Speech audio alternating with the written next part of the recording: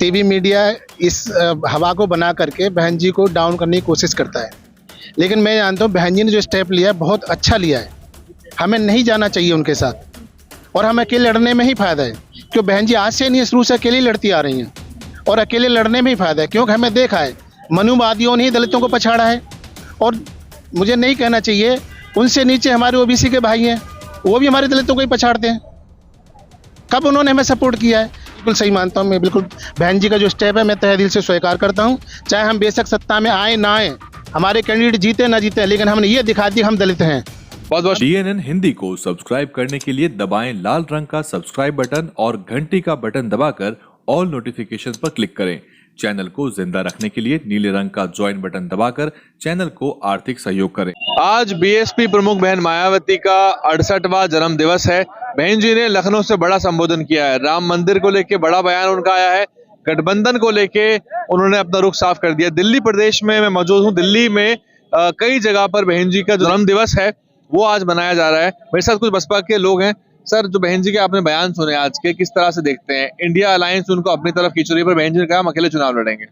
देखिए, बहन जी हमारे सर्वोच्च हैं। अगर उन्होंने कोई निर्णय ली है तो वो बहुजन समाज को हित को देखते हुए उन्होंने निर्णय ली है। इस पर तो मैं कुछ नहीं बात करूंगा, लेकिन सवाल है कि हमारा 2024 का चुनाव का हम लोग पूरे ताकत के साथ बहन जी को साथ दे करके और प्रधानमंत्री बनाने का सपना हम लोग देख रहे हैं और हम उसको पूरा करने की कोशिश करेंगे। और गठबंधन में तो बहन जी आना नहीं चाहती, कांग्रेस पार्टी लगातार उनको अपने साथ लेना चाहती है। आपने बयान सुने कांग्रेस पार्टी की तरफ से, क्या कहना है आपका इस पर? जी, कांग्रेस पार्टी जो बयान दे रही है अपने साथ लेना चाहती है। कांग्रेस पार्टी से हमारी बहन जी का कई बार गठबंधन हुआ है पहले, और गठबंधन हुआ उसके बाद हमें कोई लाभ नहीं मिला उनसे, लेकिन कांग्रेस की आज मजबूरी बन गई बहन जी को लेना। वजह है कि पूरे देश के अंदर आज कांग्रेस के साथ अगर गठबंधन है तो किन लोगों का है और कितनी पार्टी उनके साथ है, और एनडीए है उसके पास भी गठबंधन है तो कितनी गठबंधन उनके साथ है। और बहन जी एकमात्र देश के अंदर ऐसी नेता हैं जिनके पास किसी का गठबंधन नहीं है, और जो गठबंधन ही उसके बावजूद ही उनके पास इतना संघर्ष के बाद ही उनके पास 13.5% वोट है। तो कांग्रेस या एनडीए कोई भी हो, कांग्रेस के पास 26-27 दल हैं, तब उनके पास 2-3%, 4% बनता है या ज्यादा बनता होगा। लेकिन बहन जी एकमात्र पार्टी है देश के अंदर, दलित पार्टी है, और उसके बाद जब 13.5% वोट है तो क्यों ना कांग्रेस बहन जी को अलायंस करती। बहन जी ने कई बार कांग्रेस की सरकारें बनवाई है, सपोर्ट भी किया है। राजस्थान में बनवाई, हमारे कैंडिडेट तोड़ लिए गए। मध्य प्रदेश में बनवाई, वहां कैंडिडेट तोड़ लिए गए। कांग्रेस तो न्योता दे रही है। न्योता दे रही है तो बहन जी को अलायंस क्यों नहीं घोषित करते? घोषित करें ना। जब अलायंस की हमारी वोट तो ले लेंगे, और वोट लेने के बाद कैंडिडेट भी जीत के आएंगे, 100% जीत के आएंगे, गारंटी है। लेकिन जब जीतने के बाद क्या होगा? उनके कैंडिडेट जो हैं वो इकट्ठे हो जाएंगे और हमारी बहन जी फिर अकेली खड़ी होंगी। अखिलेश यादव कह रहे हैं कि बहन जी गारंटी कौन ले, गठबंधन में आ तो जाएंगी, और अम्बेडकर वाहिनी बना रहे हैं अखिलेश यादव, और लगातार उनकी तरफ से बयानबाजी हो रही है बीएसपी को लेकर। बहन जी कह रही है अकेले चुनाव लड़ेंगे। बहन जी जो कह रही है वो तो ठीक ही कह रही है, क्योंकि वो हमारी आदरणीय नेता है। और रही बात अखिलेश जी की, तो वो कौन है अखिलेश जी? क्या कह रहे हैं? वो जो खुद कभी अकेले अपने दम पे चुनाव लड़ा है? उन्हें पकी पकाई जो थाली होती है वो परोसी गई थी। उन्हें के जब पिताजी थे उनके राज्य में वो मुख्यमंत्री बने थे, अकेले अपने दम पे उन्होंने चुनाव लड़ा है कभी? उनसे पहले ये पूछिए आपका क्या अस्तित्व है जो आप बहन जी पे आरोप और प्रत्यारोप लगाते हैं? पहले आप अपने गिरेबान में जाके जब बहन जी के बारे में बात करिए।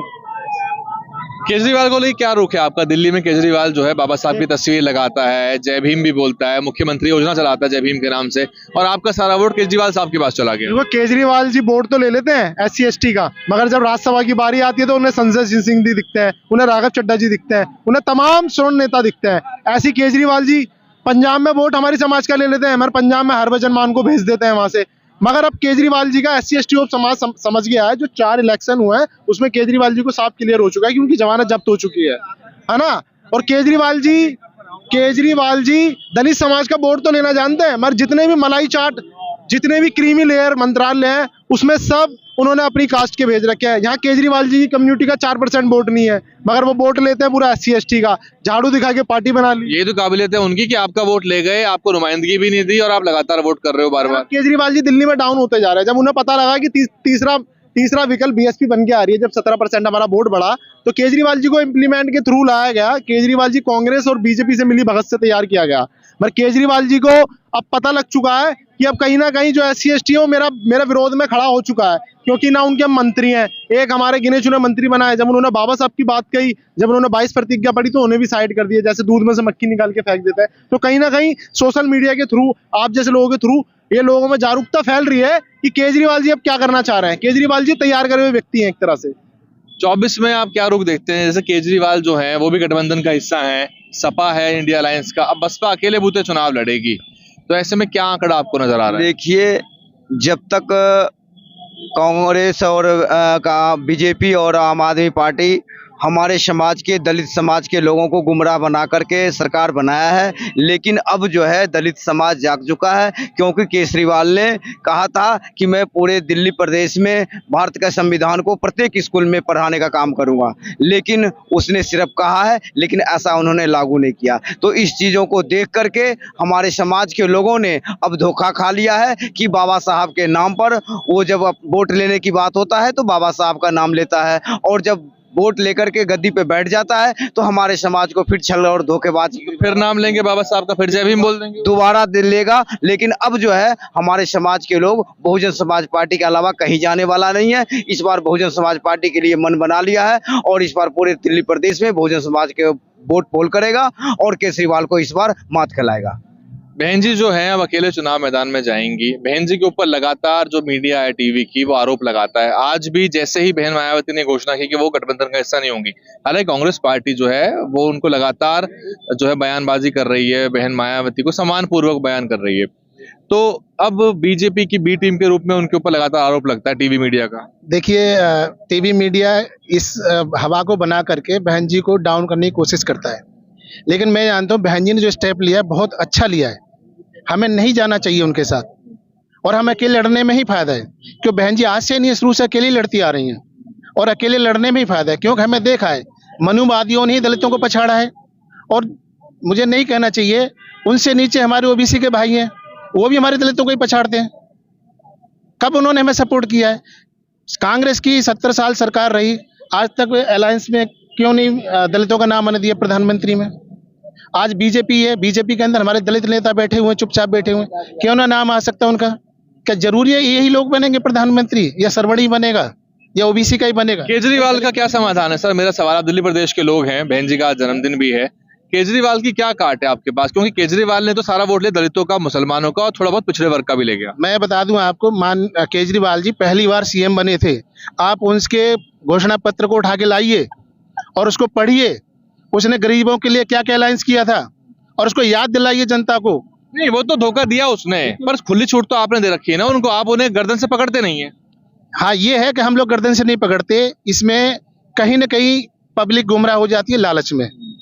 फ्री का पानी मिल गया, सबको दिख रहा है, फ्री की बस मिल रही है, महिलाओं को दिख रही है, फ्री की बिजली मिल रही है 200, वो दिख रही है, लेकिन इनको ये नहीं दिख रहा है जो फ्री का मिल रहा है, जो फ्री का अधिकार बाबा साहब ने दिया, गरीबों को, दलितों को दिया, वो गरीबों का, दलितों का, उन्हें समान समाज को दे दिया, सारी समाज को दे दिया। तो हमारा क्या लाभ हुआ? हमारे जनता को, भोली भाली को ये नहीं पता, अगर 200 रुपये उन्होंने दलित के लिए, गरीब के लिए माफ किया है, तो 200 यूनिट जो है उसने अमीर का भी तो माफ किया है। तो हमारा कहाँ प्रोग्रेस है, हमारा कहाँ ग्रोथ है? ये हमारी जनता बहुत भोली भाली है ना, फ्री के चक्कर में फंस जाती है, लेकिन ये नहीं सोचती कि 200 यूनिट मुझे गरीब को दिया है तो 200 यूनिट अमीर भाई साहब को भी तो दिया है। हमारा कहाँ प्रोग्रेस है? हम तो 200 पहले ही पीछे हैं, अब 200 और आगे जा रहा है। तो इसको हमें जन जन तक ले जाना होगा, जनता तक पहुंचाना होगा। हमारी पार्टी के 24 में क्या आंकड़ा देखते हैं आप BSP का? उत्तर प्रदेश में आपको पता है लगातार सांसद जिताती आई है बसपा। पिछली बार गठबंधन में थे, सपा के साथ, RLD के साथ 10 जीते थे, उससे पहले 0 आए थे एक बार, आपको याद होगा, लेकिन उससे पहले बसपा लगातार सांसद भेजती रही है। इस बार क्या आंकड़ा आपको नजर आ रहा है? देखिए, इस बार बहन जी का बहुत अच्छा स्टेप रहेगा, अगर नहीं भी रहेगा ना तो अभी हम उसे बहुत ही अच्छा मानेंगे। क्यों मानेंगे? कि बहन जी ने अपनी दलित ताकत को दिखाया। आज कांग्रेस भी हमारे दलित ताकत को समझ चुकी है, आज नहीं सुधरेगी तो अगली बार सुधरेगी, ये गारंटी है। और एनडीए को भी गठबंधन में ना रहने के फैसले को आप सही मानते हैं? बिल्कुल सही मानता हूँ मैं, बिल्कुल बहन जी का जो स्टेप है मैं तहे दिल से स्वीकार करता हूँ। चाहे हम बेशक सत्ता में आए ना आए, हमारे कैंडिडेट जीते ना जीते, लेकिन हमने ये दिखा दिया हम दलित हैं। बहुत बहुत शुक्रिया। ये है दिल्ली के ओखला का इलाका है, यहाँ बहन मायावती का जन्मदिवस का समारोह जो है वो चल रहा है और बहन जी ने आज जो प्रेस कॉन्फ्रेंस की अपने जन्मदिवस के अवसर पे, उसमें कई सारी अहम बातें की हैं। सबसे बड़ा मुद्दा जो उठाया है जिसपे सभी पार्टियों को काम करना चाहिए वो है ईवीएम का मुद्दा। इसमें कोई दो राय नहीं है। जिस तरह की आवाजें सभी पार्टियों की तरफ से उठती हैं कि कहीं ना कहीं कुछ प्रतिशत चोरी तो ईवीएम से हो रही है, दिल्ली में बहुत से लोग भी इस मुद्दे को उठा रहे हैं और बहन मायावती ने लगातार कहा है कि जो ईवीएम है आज वाली पीसी में बहन मायावती ने ईवीएम को खुलकर जमकर कोसा है। साथ ही राम मंदिर के सवाल पे बहन मायावती ने अपना रुख साफ कर दिया है। लेकिन एकला चलो की जो रणनीति है उसका क्या परिणाम आएगा, ये उत्तर प्रदेश जो है उसका दलित वोटर जो है उसका क्या रुख रहेगा, ये सब पड़ताल हम बहुत जल्द उत्तर प्रदेश में ग्राउंड पे जाके करेंगे। लेकिन आज जो है बहन मायावती का जो वोटर है, बसपा का जो वोटर है, उसका साफ कहना है कि बहन जी का जो भी निर्णय हो बसपा का वोटर बसपा के साथ रहेगा। बने रहिए हमारे साथ और भी आपके लिए विश्लेषण रिपोर्ट लाते रहेंगे। DNN हिंदी को सब्सक्राइब करने के लिए दबाएं लाल रंग का सब्सक्राइब बटन और घंटी का बटन दबाकर ऑल नोटिफिकेशन पर क्लिक करें। चैनल को जिंदा रखने के लिए नीले रंग का ज्वाइन बटन दबाकर चैनल को आर्थिक सहयोग करें।